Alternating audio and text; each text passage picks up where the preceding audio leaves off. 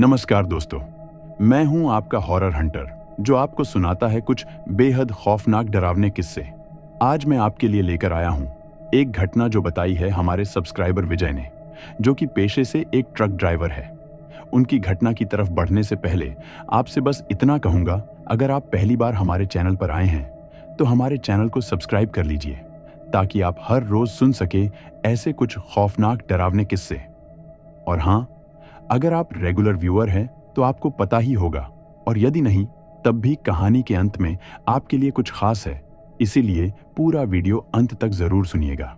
और समय न लेते हुए बढ़ते हैं आज की कहानी की तरफ और सुनते हैं विजय जी की कहानी उन्हीं के शब्दों में। मैं विजय एक अनुभवी ट्रक ड्राइवर हूं। उस रात मैंने एक लंबी और महत्वपूर्ण डिलीवरी के लिए निकलने का फैसला किया था। यह काम मेरे लिए खास था क्योंकि इसमें बहुत सारा सामान था जिसे समय पर पहुंचाना अनिवार्य था। मैंने अपने ट्रक की चेकिंग की, सारा सामान सही से पैक किया और आराम से ड्राइविंग करने के लिए अपने आप को तैयार किया।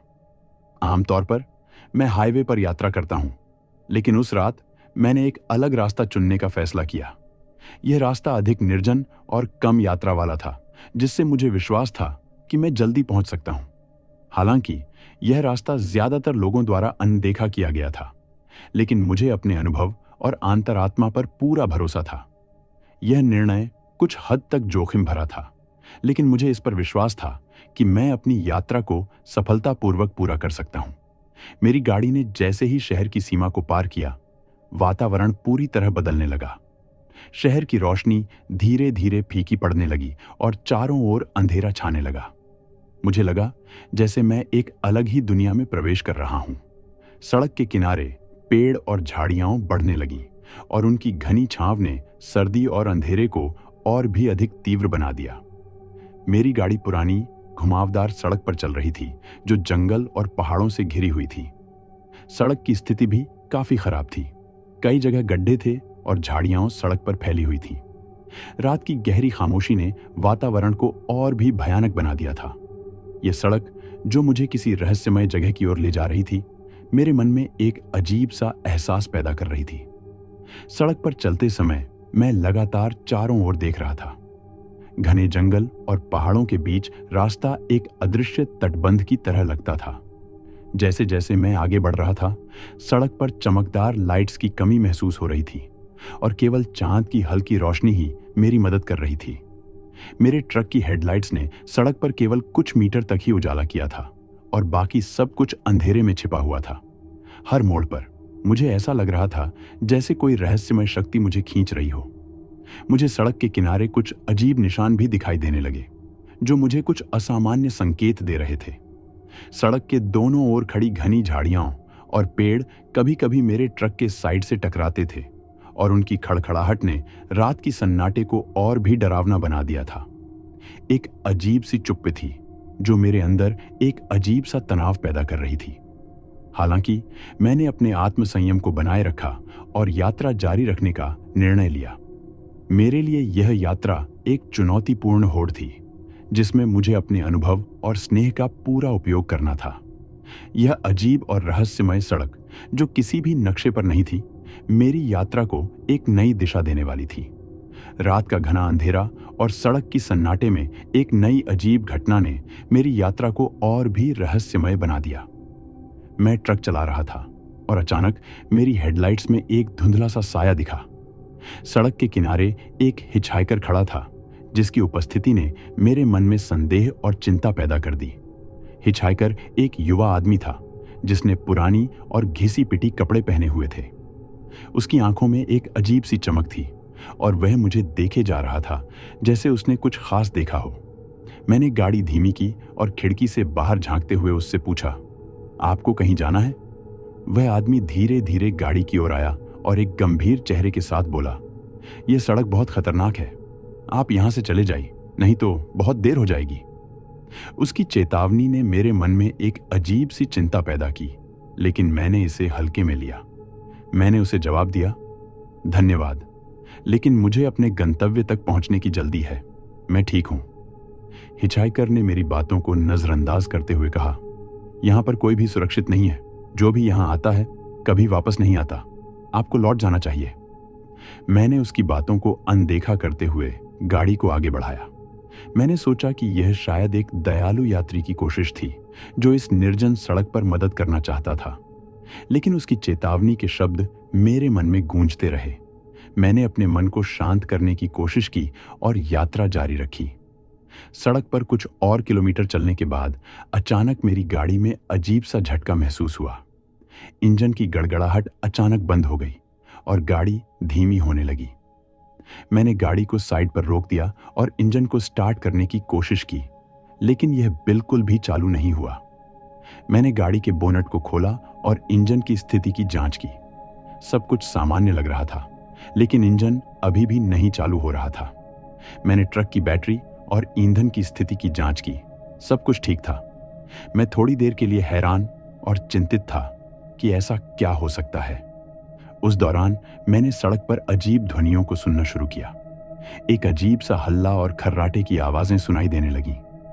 मेरे चारों ओर की खामोशी में अचानक से ये ध्वनियां गूंज रही थीं। जैसे जैसे मैंने गाड़ी के इर्द गिर्द का निरीक्षण किया, मुझे ऐसा लगा कि जैसे आसपास कुछ अदृश्य शक्ति काम कर रही हो। मेरे दिल की धड़कन तेज हो गई थी और मैं चिंतित हो गया था कि कहीं कुछ बुरा ना हो जाए।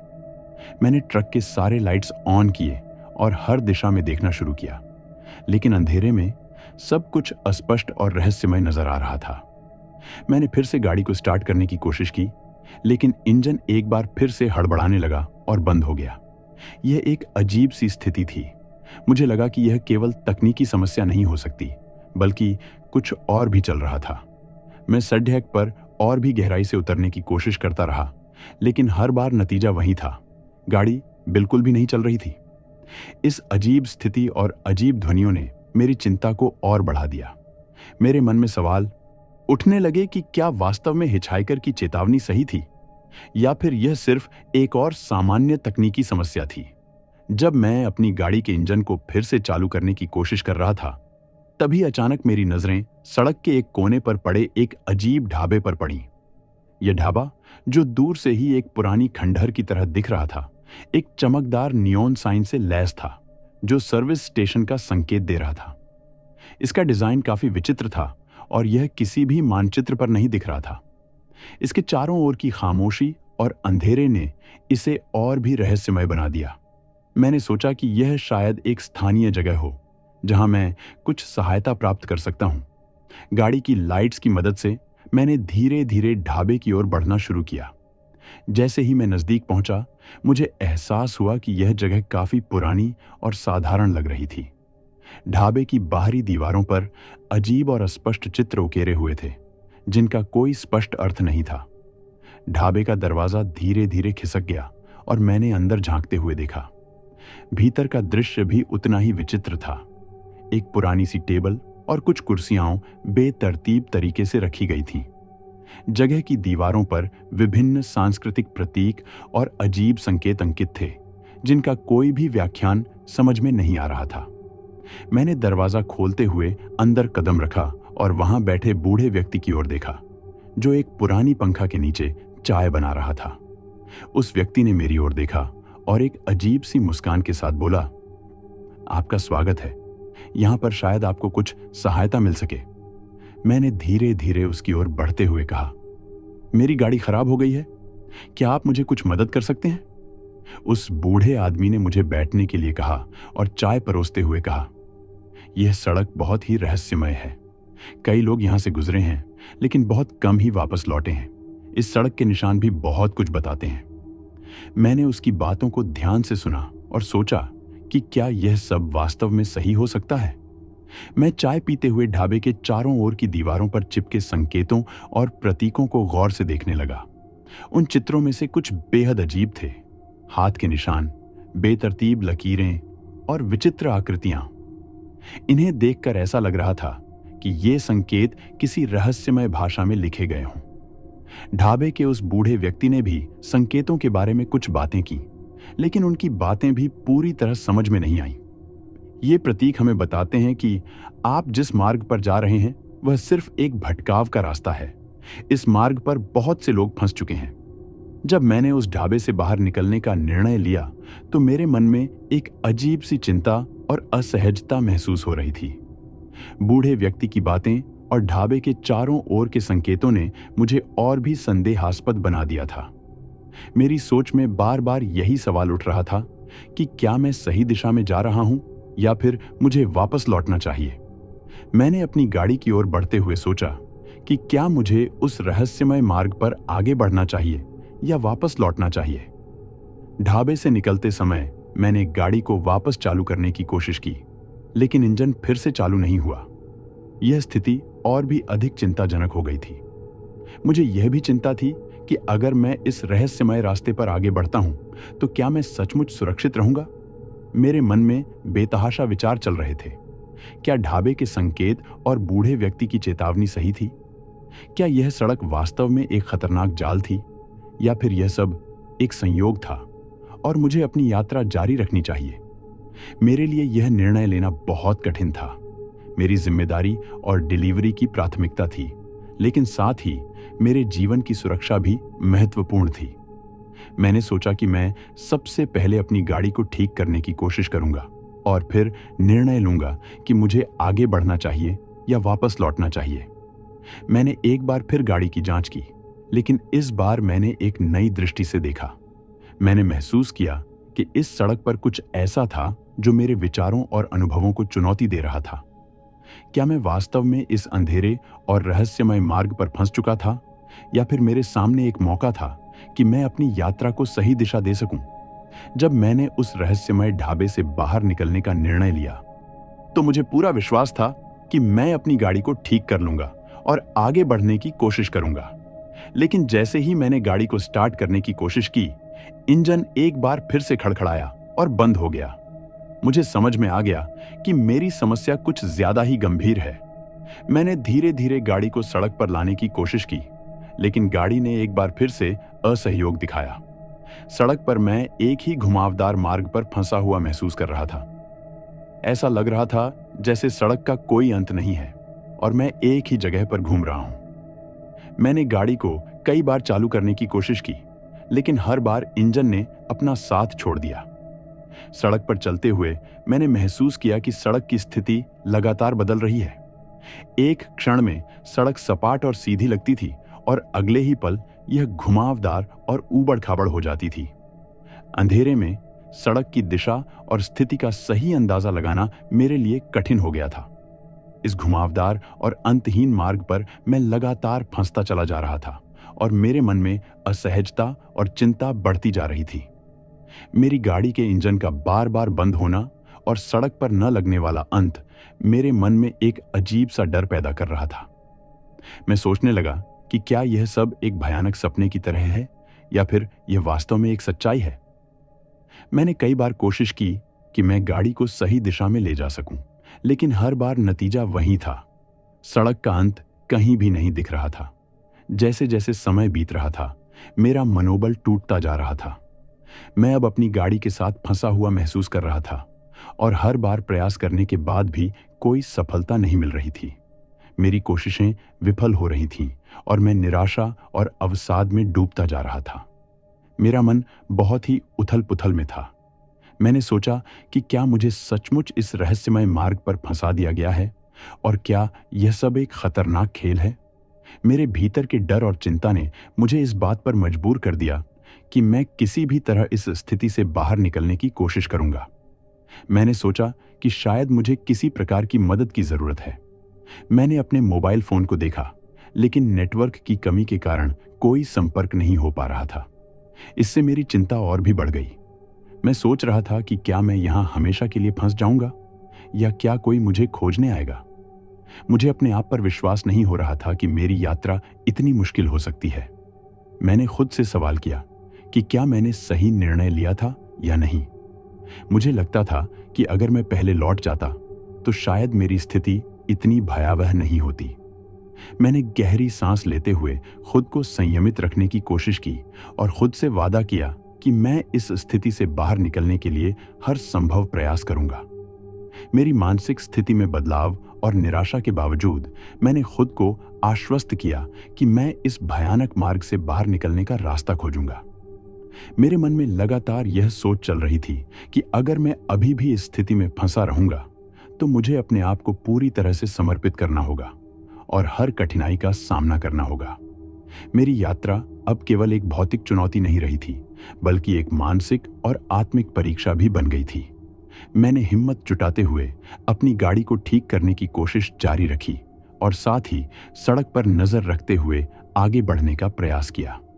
रात के गहरे अंधेरे में जब मैंने सड़क पर अपनी गाड़ी को धीरे धीरे चलाते हुए आगे बढ़ने की कोशिश की, अचानक मेरी नजरें एक और हिचहाइकर पर पड़ीं।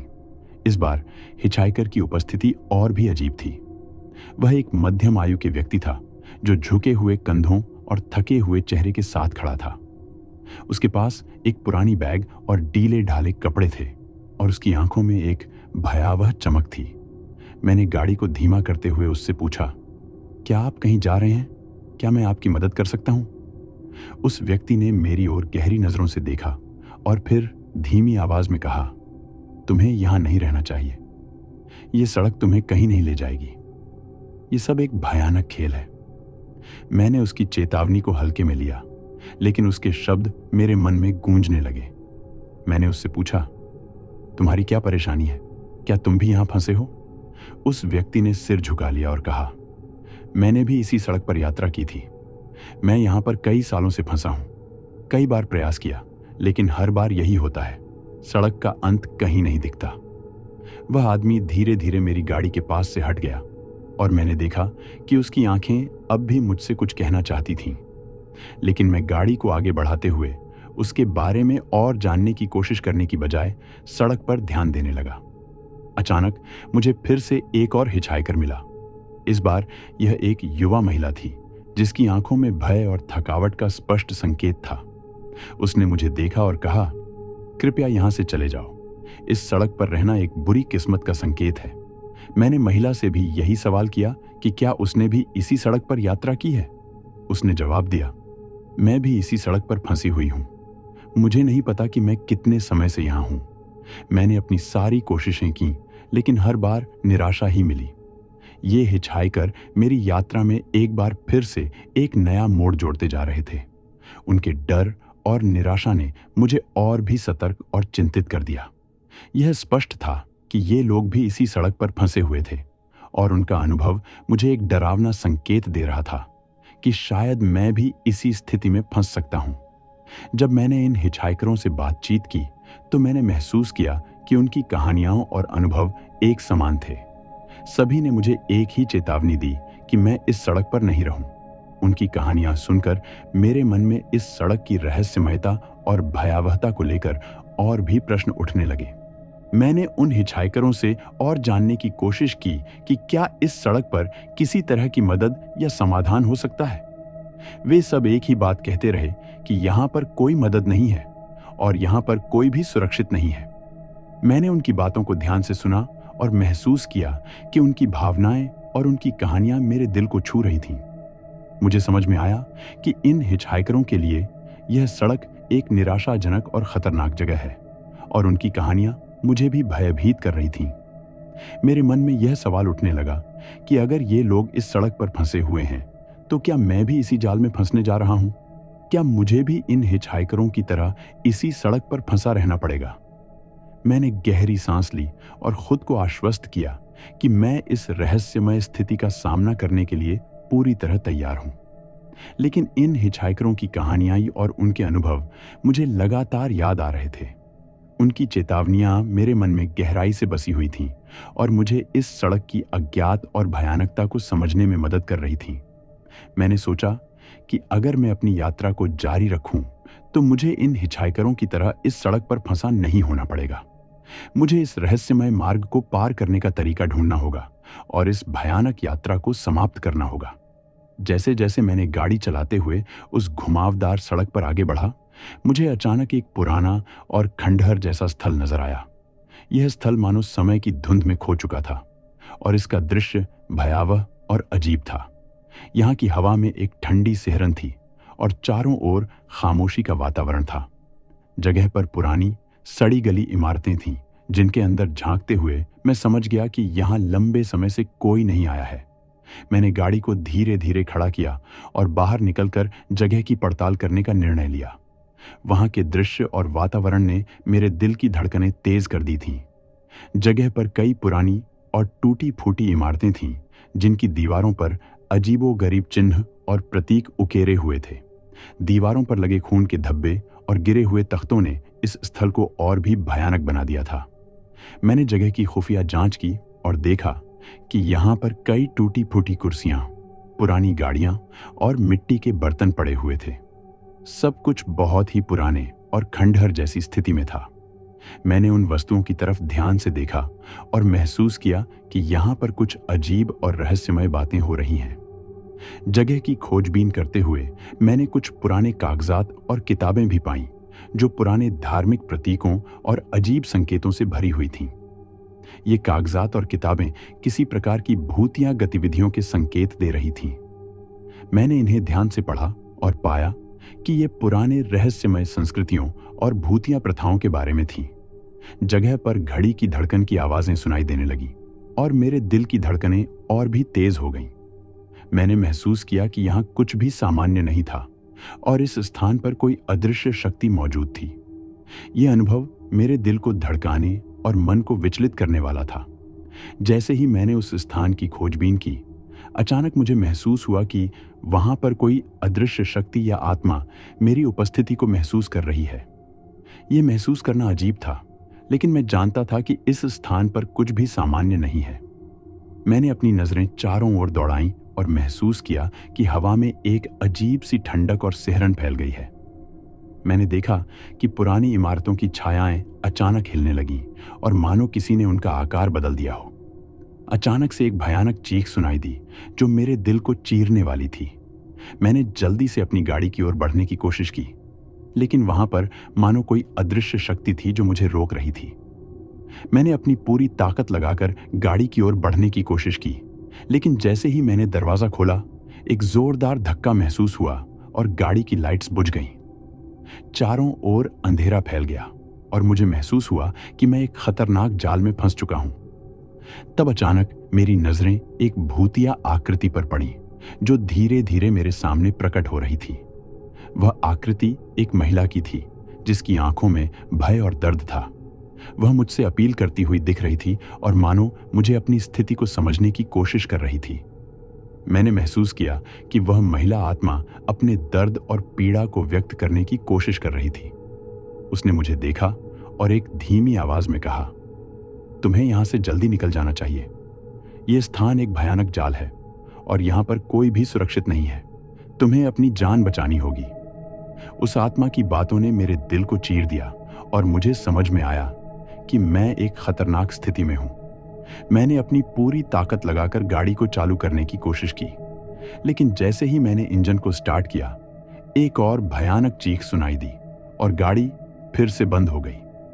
मैंने महसूस किया कि यहां पर कोई अदृश्य शक्ति है जो मेरी हर कोशिश को विफल कर रही है। मैंने एक बार फिर से आत्मा की ओर देखा और सोचा कि क्या मैं इस भयानक जाल से बाहर निकलने का कोई तरीका खोज सकता हूं। लेकिन उस आत्मा की चेतावनी और उस जगह की भयानकता ने मुझे समझाया कि मुझे बहुत ही सावधान रहना होगा और इस जाल से बाहर निकलने के लिए हर संभव प्रयास करना होगा। जैसे ही मैंने उस भूतिया स्थल से बाहर निकलने की कोशिश की, मैंने महसूस किया कि मेरी यात्रा अब एक नए और भयानक चरण में प्रवेश कर गई है। मैंने उस जगह की भयानकता और आत्माओं के संकेतों को समझते हुए यह स्वीकार कर लिया कि सड़क पर कुछ आत्माएं फंसी हुई हैं। यह महसूस करना मेरे लिए काफी कठिन था, लेकिन अब मुझे समझ में आ रहा था कि यह जगह किसी प्रकार के आत्मा प्रवण जाल में बदल गई है।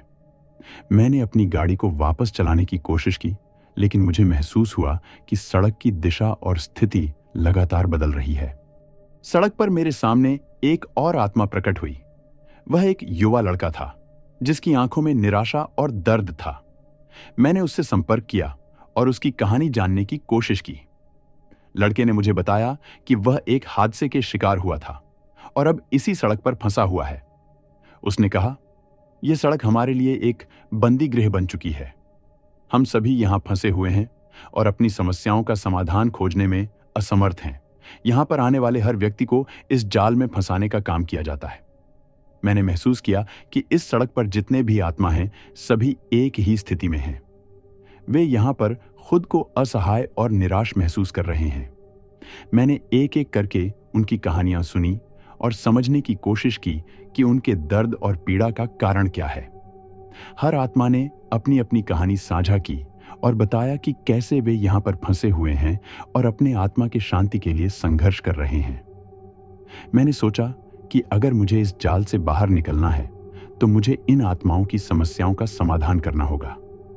मैंने हर आत्मा से यह पूछा कि क्या वे किसी प्रकार की मदद चाहते हैं या क्या उनके लिए कोई रास्ता है जो मुझे इस जाल से बाहर निकाल सके। लेकिन हर आत्मा ने यही कहा कि वे खुद भी इस स्थिति से बाहर नहीं निकल पा रहे हैं और यहाँ पर कोई स्पष्ट समाधान नहीं है। जैसे ही मैंने आत्माओं की समस्याओं को समझने की कोशिश की, अचानक से मेरे सामने एक और आत्मा प्रकट हुई। लेकिन यह आत्मा अन्य आत्माओं से अलग थी। इसका चेहरा भयावह और दुष्ट था और इसकी आंखों में एक गहरी नफरत और क्रोध की चमक थी। उस दुष्ट आत्मा ने मुझसे कहा, तुम यहाँ क्यों आए हो? क्या तुम नहीं जानते कि यह स्थान तुम्हारे लिए एक भयानक जाल है? मैं तुम्हें यहां से जाने नहीं दूंगी। तुम भी मेरे जैसे ही फंस जाओगे। मैंने समझाया कि मैं यहां पर आत्माओं की मदद करने की कोशिश कर रहा हूं और इस जगह के रहस्यों को समझने की कोशिश कर रहा हूं। लेकिन उस दुष्ट आत्मा की नफरत और क्रोध ने मुझे डराया और मुझे यह एहसास कराया कि यहां पर एक अधिक खतरनाक शक्ति मौजूद है। जैसे ही दुष्ट आत्मा ने मुझे डराना शुरू किया, मैंने महसूस किया कि उसके पास एक प्रकार की अदृश्य शक्ति है जो मुझे लगातार परेशान कर रही है। हर बार जब मैंने उसे नजरअंदाज करने की कोशिश की, वह मेरे सामने और भी अधिक भयावह रूप में प्रकट होती थी। उसकी आवाजें और उसकी आकृति ने मेरे मन में गहरा डर पैदा कर दिया था।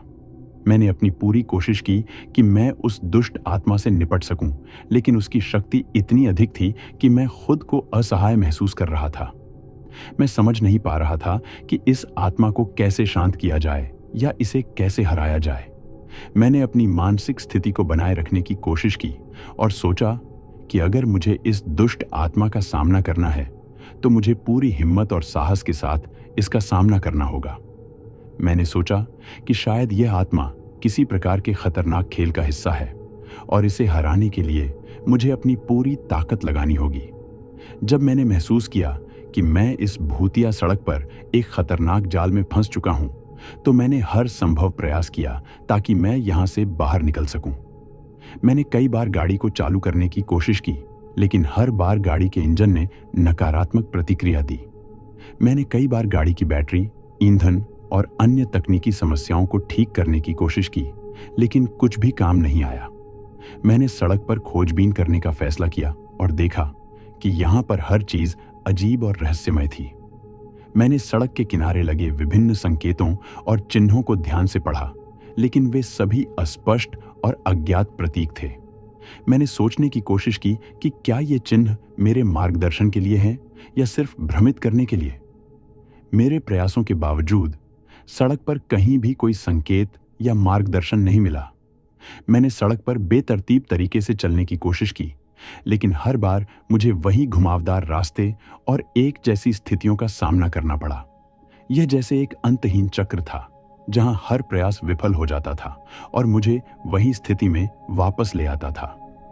मैंने आत्मा की मदद और सलाह लेने की कोशिश की, लेकिन हर आत्मा ने मुझे यही बताया कि मैं इस जाल से बाहर नहीं निकल सकता। मैंने कई बार आत्माओं से भी मदद मांगी, लेकिन वे खुद भी अपनी समस्याओं में फंसे हुए थे और मेरी मदद नहीं कर सकते थे। मेरे प्रयासों में निरंतर असफलता और निराशा का सामना करना पड़ा और मैंने महसूस किया कि शायद इस सड़क का कोई अंत नहीं है। मैंने अपनी पूरी ताकत और हिम्मत के साथ प्रयास जारी रखा, लेकिन हर बार मेरे प्रयासों में विफलता का सामना करना पड़ा। यह अनुभव मेरे लिए मानसिक और भावनात्मक रूप से बहुत कठिन था और मैंने खुद को एक अंधेरे और निराशाजनक स्थिति में महसूस किया। मेरे निरंतर प्रयासों के बावजूद जब मैं सड़क से बाहर नहीं निकल सका, तो मैंने सोचा कि मुझे किसी भी तरह की मदद और मार्गदर्शन की खोज करनी चाहिए। मैंने आसपास के क्षेत्रों में खोजबीन की और देखा कि कहीं भी कोई संकेत या मदद नहीं मिल रही थी। मैंने अपने मोबाइल फोन का उपयोग करने की कोशिश की, लेकिन यहाँ पर कोई सिग्नल नहीं था। मैंने सोचा कि शायद मुझे किसी पुराने और अज्ञात स्थल पर मदद मिल सकती है। मैंने सड़क पर विभिन्न जगहों पर जाकर मदद की खोज की, लेकिन हर जगह एक ही स्थिति थी। कोई भी स्पष्ट समाधान या मार्गदर्शन नहीं मिल रहा था। मैंने भूतिया स्थल पर भी मदद की तलाश की, लेकिन वहां पर भी मुझे कोई सही समाधान नहीं मिला। मैंने स्थानीय निवासियों, पुराने पुस्तकालयों और अन्य स्रोतों से मदद लेने की कोशिश की, लेकिन हर बार मुझे निराशा ही हाथ लगी। यह अनुभव मेरे लिए बहुत कठिन था, क्योंकि मैं जानता था कि अगर मैं इस जाल से बाहर नहीं निकला तो मैं भी उन आत्माओं की तरह फंस सकता हूं जो यहां पर अटके हुए हैं। मैंने सड़क पर लगातार खोजबीन की और मदद की तलाश की, लेकिन हर बार मुझे निराशा ही मिली। मैं समझ नहीं पा रहा था कि क्या मुझे किसी विशेष प्रकार की मदद की आवश्यकता है, या क्या मुझे खुद ही इस समस्या का समाधान खोजने की कोशिश करनी चाहिए। मेरे निरंतर प्रयास और खोज के बावजूद मैंने महसूस किया कि इस सड़क पर कोई स्पष्ट समाधान नहीं है। मैंने सोचा कि शायद मैं इस जाल से बाहर निकलने के लिए किसी प्रकार की गुप्त जानकारी या विशेष सलाह की तलाश कर रहा हूं। लेकिन उस वक्त मुझे यह समझ में आया कि मेरे प्रयास और खोज केवल निराशा और असफलता ही ला रहे थे। जब मैंने महसूस किया कि सड़क पर कोई भी स्पष्ट समाधान नहीं मिल रहा था, तो मैंने यह समझने का प्रयास किया कि आत्माओं का असली उद्देश्य क्या है और क्यों यह सड़क उनके लिए एक जाल बन गई है। मैंने भूतिया स्थल पर आत्माओं की कहानियों को ध्यान से सुना और उनकी समस्याओं को समझने की कोशिश की। एक रात जब मैं अपनी गाड़ी में अकेला था, मैंने अचानक महसूस किया कि एक आत्मा मेरे सामने प्रकट हुई। यह आत्मा एक बुजुर्ग महिला थी, जिसकी आंखों में गहरा दर्द और नकारात्मकता थी। उसने मुझसे कहा, तुम्हें समझना होगा कि यह सड़क एक पुरानी दुराग्रहित आत्मा की शापित है। यह जगह हमारे लिए एक जाल है और हम यहां पर अपने अधूरे कामों और दायित्वों के कारण फंसे हुए हैं। बुजुर्ग महिला ने आगे बताया कि यह सड़क पहले एक प्राचीन धार्मिक स्थल थी, जहां पर अनगिनत बलिदान और अनुष्ठान किए जाते थे। समय के साथ यह जगह काले जादू और आत्मा की गतिविधियों से भर गई। उन बलिदानों और अनुष्ठानों ने सड़क को एक प्रकार की आत्मा प्रवण जाल में बदल दिया, जहां पर किसी भी आत्मा का प्रवेश होता है वह खुद को यहां पर फंसा हुआ पाता है। उसने मुझे बताया कि आत्माओं की समस्याएं मुख्यतः उनकी अधूरी इच्छाओं और अपने कर्तव्यों को पूरा नहीं कर पाने के कारण होती हैं। वे यहां पर फंसे हुए हैं क्योंकि उन्हें किसी कारणवश उनके अधूरे कार्यों को पूरा नहीं कर पाने का भयानक शाप मिला है। उसके शब्दों से मुझे समझ में आया कि आत्माओं की समस्याएं एक प्रकार की सदियों पुरानी कुरीति से जुड़ी हैं। वे सभी एक ही बुरे कर्म के कारण यहां पर फंसे हुए हैं और अपने शापित भाग्य को बदलने के लिए संघर्ष कर रहे हैं। यह समझने के बाद मैंने सोचा कि शायद मैं भी इसी शाप का हिस्सा हूं और मेरी यात्रा भी इसी काली ऊर्जा के अंतर्गत आ गई है। जैसे ही मैंने आत्माओं के रहस्यों को समझा, मैंने सोचा कि मेरे लिए अब एक अंतिम निर्णय लेने का समय आ गया है। मैंने अपनी पूरी ताकत और हिम्मत को एकत्रित किया और आत्माओं के साथ एक अंतिम युद्ध करने का निर्णय लिया। यह युद्ध न केवल मेरे लिए था, बल्कि उन आत्माओं के लिए भी था जो यहां पर फंसे हुए थे। मैंने आत्माओं से बातचीत की और उनकी समस्याओं का समाधान ढूंढने की कोशिश की। मैंने उनसे पूछा कि क्या कोई ऐसा तरीका है जिससे वे अपने अधूरे कार्यों को पूरा कर सकें और इस भयानक जाल से बाहर निकल सकें। लेकिन सभी आत्माओं ने मुझे यही बताया कि उनके लिए कोई भी समाधान उपलब्ध नहीं है और वे बस मेरी मदद का इंतजार कर रही हैं। तभी एक और आत्मा, जो दुष्ट आत्मा थी, मेरे सामने आई। उसने मुझसे कहा, तुम्हारी जिजीविषा और साहस ने तुम्हें यहां तक पहुंचाया है, लेकिन अब तुम्हें एक अंतिम निर्णय लेना होगा। तुम्हें इस सड़क के काले रहस्यों को उजागर करना होगा और इसे समाप्त करने का तरीका खोजने की कोशिश करनी होगी। मैंने आत्मा की बातों को ध्यान से सुना और सोचा कि शायद मेरे पास अब एक ऐसा अवसर है जिससे मैं इस भूतिया जाल को समाप्त कर सकता हूं। मैंने आत्मा के साथ एक गहन और चुनौतीपूर्ण मुठभेड़ की। यह मुठभेड़ न केवल मेरे शारीरिक बल, बल्कि मेरे आत्मसंयम और साहस की भी परीक्षा थी। इस अंतिम युद्ध के दौरान मैंने आत्मा की नकारात्मक ऊर्जा और शक्ति को महसूस किया और उसकी गतिविधियों को समझने की कोशिश की। मैंने खुद को पूरी तरह से नियंत्रित किया और अपनी ताकत और समझदारी का उपयोग किया ताकि मैं इस दुष्ट आत्मा को हराने में सक्षम हो सकूं। आखिरकार जब मैंने दुष्ट आत्मा को हराया तो एक रहस्यमय निर्णय सामने आया। आत्मा ने मुझसे कहा कि अब मैं इस भूतिया सड़क को समाप्त करने और आत्माओं को मुक्त करने का तरीका खोज सकता हूं। मेरे लिए यह एक निर्णायक क्षण था और मैंने पूरी दृढ़ता के साथ उस निर्णय को स्वीकार किया। आत्मा की अंतिम सलाह पर ध्यान देते हुए मैंने उस भूतिया सड़क के रहस्यों को उजागर करने और आत्माओं को मुक्त करने का प्रयास किया। जब मैंने महसूस किया कि इस भूतिया सड़क पर हर एक प्रयास विफल हो रहा है और मेरे पास कोई भी स्पष्ट समाधान नहीं है, तो मैंने सोचा कि अब एक अंतिम और निर्णायक प्रयास करने का समय आ गया है। यह जानकर कि मेरे पास कोई और विकल्प नहीं है, मैंने सभी साधनों और उपायों को अपनाने का निर्णय लिया ताकि मैं इस भयानक जगह से बाहर निकल सकूं। मैंने अपनी गाड़ी की स्थिति को पुनः जांचा और सभी तकनीकी समस्याओं को ठीक करने का प्रयास किया।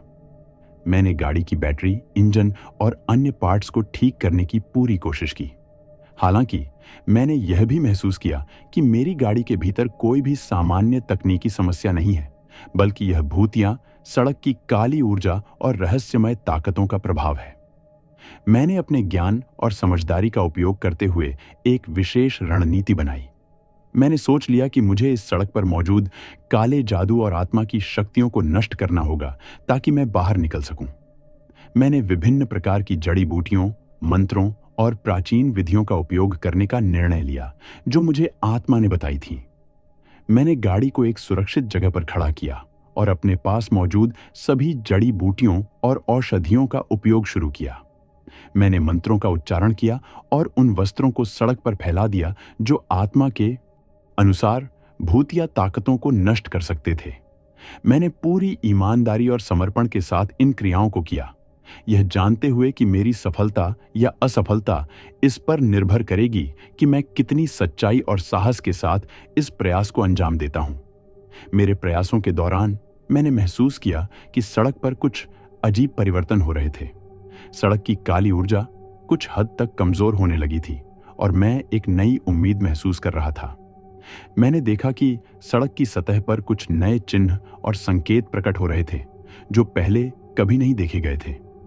यह संकेत मुझे बता रहे थे कि शायद मेरे प्रयास काम कर रहे हैं और मैं अंततः इस भूतिया जाल से बाहर निकलने के करीब हूं। जब मैंने अपने अंतिम प्रयास को पूरा किया तो मुझे लगा कि मेरी मेहनत रंग लाई है। सड़क पर एक नई राह दिखाई देने लगी और मैं उस दिशा में बढ़ने का निर्णय लिया। मैंने महसूस किया कि भूतिया ताकतें और काले जादू की शक्ति अब कमजोर हो रही है और मैं इस भयानक जाल से बाहर निकलने में सफल हो सकता हूं। मैंने पूरी कोशिश की कि मैं इस नई राह पर तेजी से बढ़ूं और सड़क के अंत तक पहुंच सकूं। लेकिन जैसे ही मैंने उस दिशा में यात्रा शुरू की, अचानक सब कुछ बदल गया। सड़क ने एक बार फिर से अपनी पुरानी स्थिति को ग्रहण कर लिया और मैं वहीं घुमावदार और अंतहीन मार्ग पर वापस लौट आया। मेरी आशा और प्रयास निराशा में बदल गए। मैंने समझा कि भूतिया सड़क ने मेरी हर कोशिश को नकार दिया था और मैं फिर से उसी भयानक जाल में फंस गया हूं। यह एहसास मेरे लिए एक भयानक और त्रासद स्थिति थी। मैंने महसूस किया कि मेरी सारी मेहनत और प्रयास व्यर्थ हो गए थे और मैं हमेशा के लिए इस भूतिया जाल का शिकार बन चुका हूं। मेरे पास अब कोई भी रास्ता नहीं बचा था और मैंने अपनी हार को स्वीकार कर लिया। मैंने सोचा कि अब मुझे इस भूतिया सड़क पर हमेशा के लिए फंसे रहना पड़ेगा और मेरी यह भयानक यात्रा समाप्त हो चुकी है। इस भयानक अनुभव ने मुझे शारीरिक और मानसिक रूप से थका दिया और मैंने आत्मसमर्पण कर दिया। अंत में मेरी कहानी एक भयानक और त्रासद स्थिति में समाप्त हुई। मैंने अपनी पूरी ताकत और हिम्मत का उपयोग किया, लेकिन फिर भी मैं इस भूतिया जाल से बाहर निकलने में सफल नहीं हो सका। यह कहानी एक ऐसी भयानक यात्रा का वर्णन करती है जहां किसी भी प्रयास के बावजूद व्यक्ति अंततः अपनी किस्मत और भयानक ताकतों के सामने हार जाता है।